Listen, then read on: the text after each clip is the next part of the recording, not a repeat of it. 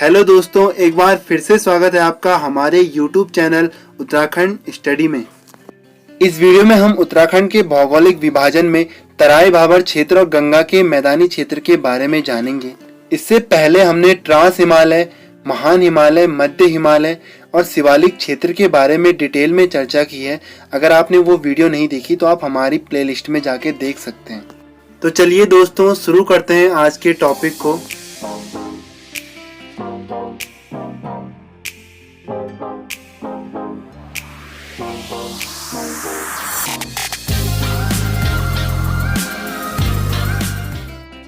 दोस्तों, भाबर क्षेत्र को सिंपल भाषा में समझते हैं।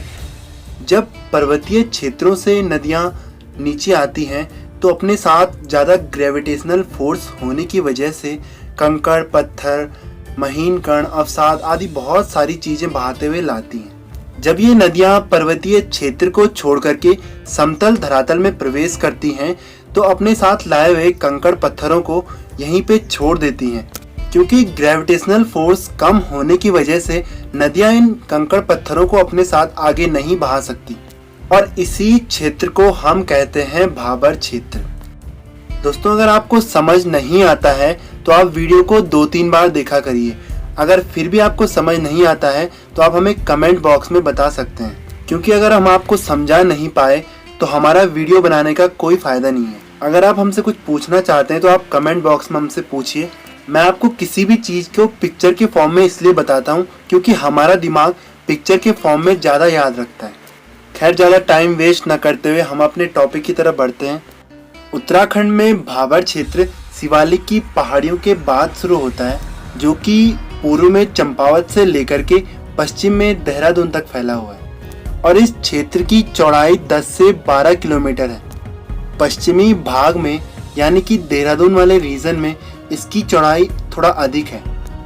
भाबर क्षेत्र की खास बात यह है कि यहाँ छोटे मोटे नदी नाले दिखाई नहीं देते।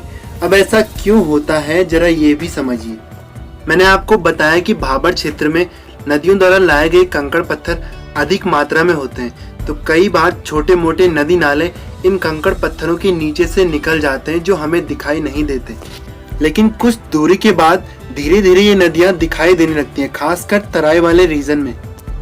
अब अगर कृषि की दृष्टि से बात करें तो ये तो कॉमन सी बात है कि इस क्षेत्र में कृषि करना इतना उपयोगी नहीं है। हालांकि कुछ क्षेत्रों की भूमि को थोड़ी बहुत कृषि योग्य बनाकर थोड़ी बहुत खेती की जाती है। इस क्षेत्र में पेड़ पौधे तो बहुत कम मात्रा में पाए जाते हैं, लेकिन ज्यादातर यहाँ जंगली झाड़ियां पाई जाती हैं। एक तरफ से आप भाबर क्षेत्र को पथरीला क्षेत्र भी कह सकते हैं। अब भाबर क्षेत्र को छोड़कर हम आगे बढ़ते हैं तराई क्षेत्र की तरफ। इस इमेज के जरिए आप ज्यादा अच्छे से समझ सकते हैं। ऊपर हिमालय से आने वाली नदियां अपने साथ लाए हुए कंकड़ पत्थर भाबर क्षेत्र में छोड़ती हैं और अब नदियां प्रवेश करती हैं तराई क्षेत्र में। तराई क्षेत्र में आने के बाद नदियां अपने साथ लाई गई महीन कणों वाली मिट्टी को भी छोड़ देते हैं और जो नदियां भाबर क्षेत्र में नहीं दिखाई देती वो यहाँ तराई क्षेत्र में आने के बाद वापस से दिखाई देने लगती हैं। तराई क्षेत्र की भूमि दलदली होती है क्योंकि यहाँ वर्षा अधिक होती है और इसी क्षेत्र में पाए जाते हैं आर्टिसियन वेल्स, जिन्हें हिंदी में पाताल तोड़ कुएं कहते हैं। उत्तराखंड में हरिद्वार में गंगा के मैदान का उत्तरी भाग, पौड़ी गढ़वाल और नैनीताल का दक्षिणी भाग और उधम सिंह नगर का अधिकांश भाग तराई क्षेत्र में आता है। इस क्षेत्र की चौड़ाई लगभग 20 से 30 किलोमीटर तक है। तराई क्षेत्र कृषि की दृष्टि से भी काफी महत्वपूर्ण है।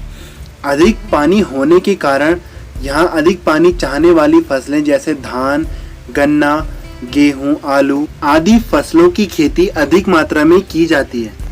अब हम बढ़ते हैं गंगा के मैदानी क्षेत्र की तरफ।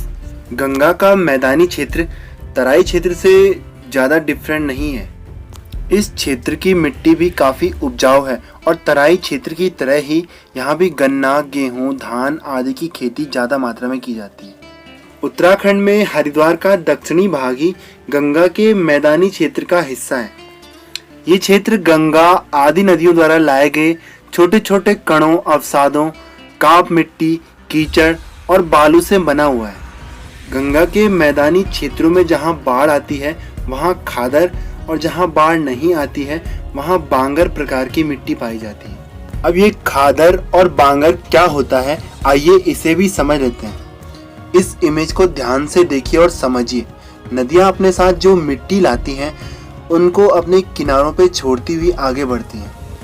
अब नदियों द्वारा जो लाई गई नई मिट्टी है, इसमें नमी बनाए रखने की क्षमता अधिक होती है।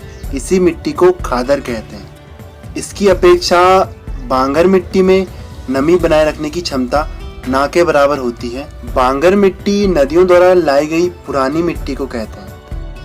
इस पुरानी मिट्टी की तुलना में नदियों द्वारा लाई गई नई मिट्टी काफ़ी अधिक उपजाऊ होती है, क्योंकि खेती के दौरान इसमें उर्वरकों का प्रयोग काफ़ी कम करना पड़ता है।